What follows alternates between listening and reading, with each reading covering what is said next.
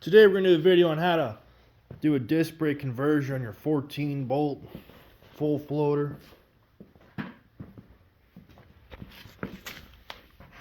Using 03 2500 HD calipers. Now you can see before I swapped in the single piston front calipers that all the GM vehicles, all the kits and all that come with, and it was alright, but 8,000 pound truck just doesn't stop right.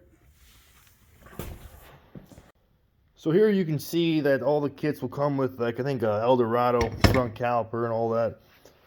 But the pistons are a lot smaller than what you would find on, like I said, a 03 2500 HD, Hummer, Silverado, Yukon, all that stuff. And you can find all these parts in the junkyard too.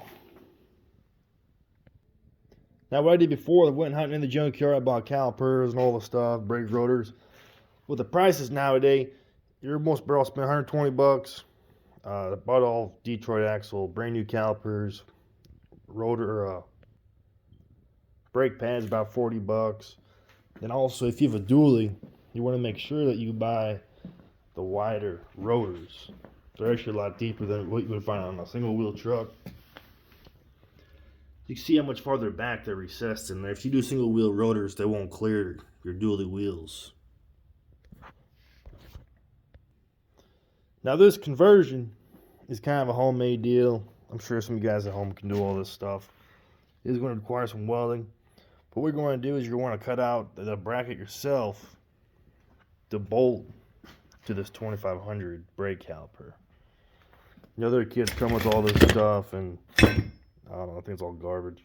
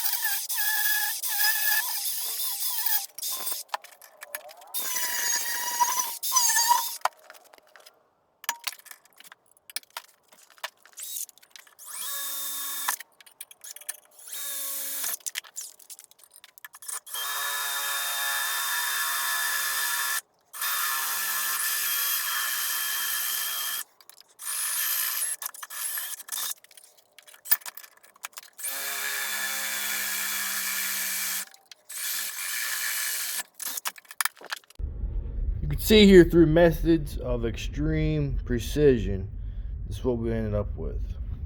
Now what we're going to do is we're going to go on our axle, and where the flanges for the brakes, we're going to weld this sucker right to it, and that still allows us to take our caliper off to do brake jobs and whatever have you.